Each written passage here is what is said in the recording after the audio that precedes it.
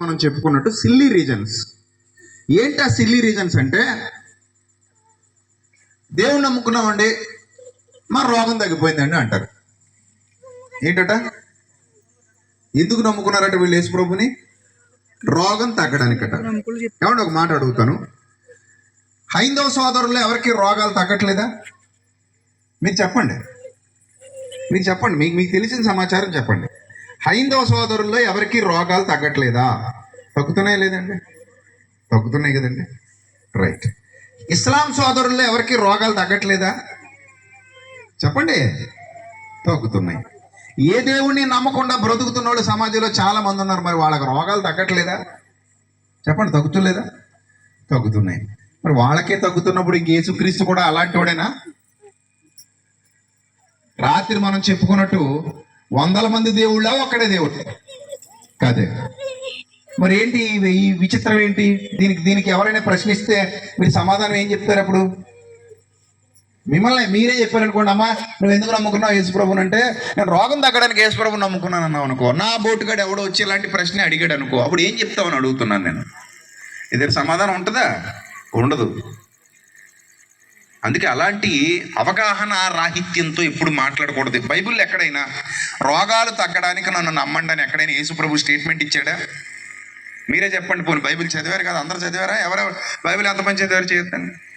ఒకసారైనా చదివిన వాళ్ళు, కొత్త నిబంధన చాలు, కొత్త నిబంధన వరకు ఒకసారైనా చదివిన వాళ్ళు చేయొద్దండి అమ్మా. మీ మొహాలు చూసైనా కొంచెం సంపరపడతాను. ఇంతమంది ఉన్నారు కదా ఇక్కడ, ఎవరు లేరా?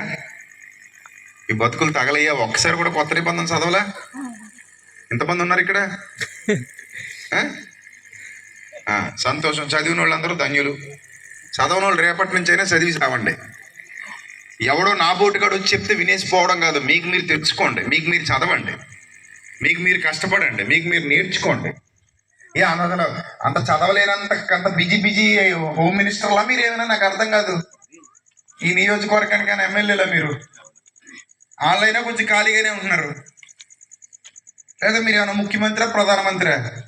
ప్రపంచ భారం అంతా నా మీద ఉందని చెప్పడానికి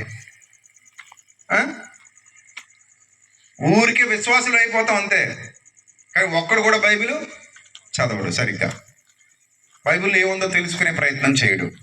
కనీసం ప్రసంగాలైనా మనస్ఫూర్తిగా వింటారా? వీళ్ళు ఏమైనా రాసుకుంటారా అంటే అది కూడా కొంతమందిలో ఉండదు. ఏదో ఆదివారం వచ్చాము, నిద్రపోయాం, ఫ్యాన్ ఎక్కడుందో చూసుకుంటారు మహానుభావులు కొంతమంది. నిజం, ఆ చోటుకి ఆశించుకుంటారు. తొందరగా వచ్చి ఫ్యాన్ ఎక్కడుందో చూసుకుంటారు, లేకపోతే గోడ ఎక్కడుందో చూసుకుంటారు. నడుము ఆగదట వీళ్ళకి, వెన్నుపోస నిటారుగా ఉండదు పాపం. మరి ఈ సభలో బాగానే కూర్చున్నారు. కొంతమంది కుర్చీలు ఎక్కారనుకోండి, నేను కింద కూర్చున్న వాళ్ళ గురించి చెప్తున్నా, బాగానే కూర్చున్నారు కింద. వీపు సెట్ చేసుకుంటారు, చక్కగా ఇంకా ప్రార్థనలోనే ఉంటారు ప్రసంగం అయ్యేంత వరకు. గొడవ లేదండి. క్రైస్తవుడుకున్న వెసులు పడేటంటే కళ్ళు మూసుకున్న గొడవ లేదు. కళ్ళు మూసుకుని నిద్రపోతున్న పాస్టర్ గారు ఏమనుకుంటాడు? మహాతల్లి హన్నావలే ప్రార్థనలో మూలుగుతోంది, కనిపెడుతోంది, విజ్ఞాపన చేస్తుంది అనుకుంటాడు. ఆ ఫెసిలిటీ ఉండాలండి, మనకి ఇబ్బంది లేదు. మీరు ఇప్పుడు ఇక్కడ కూడా నిద్రవచ్చు. ఎలా? మోకాళ్ళు వేసి చక్కగా బరకం మీద తలకాయ పెట్టేసి హాయిగా నిద్రలో పోవచ్చు. చూసేవాళ్ళు ఏమనుకుంటారు? లేపకండి ప్రార్థనలో ఉంది పాపం బిడ్డ. పొద్దు నుంచి ఉపవాసం ఉండి చక్కగా ప్రార్థనలో ఉంది. మీకోసం, నా కోసం, మనందరి కోసం ప్రార్థన చేస్తుంది. అలా ప్రార్థనలో ఉండనివ్వండి అంటారు అన్నమాట. అలా కాకుండా సిన్సియర్గా నాలాంటి వాళ్ళు, లేకపోతే ఏ సేవకుడు చెప్పేసి వెళ్ళిపోతుంటే గంగిరెద్దుల్లా తలూపేయడం కాదు. అసలు చెప్తున్న సంగతులు అలా ఉన్నాయా లేవా? బైబిల్ అలా ఉందా లేదా? ఇది నిజమా కాదా అనే సెన్స్ మనకు కూడా ఉండాలి. చదవాలి, చదివి నేర్చుకోవాలి. ఏమండి? రైట్. ఇప్పుడు దైవ గ్రంథాన్ని జాగ్రత్తగా అబ్జర్వ్ చేస్తుంటే యేసుక్రీస్తు ఎక్కడ కూడా రోగాల కోసం నన్ను నమ్మండి అని చెప్పలేదండి ఆయన. మీరు సర్వలోకానికి వెళ్ళండి, సర్వ సృష్టికి రోగాల కోసం నన్ను నమ్మని చెప్పండి అని ఎక్కడైనా అన్నాడు ఆయన? చెప్పండి. అండండి ఆయన. ఒకవేళ అదే నిజం అనుకుంటే రోగాల కోసమే యేసుక్రీస్తు నమ్మ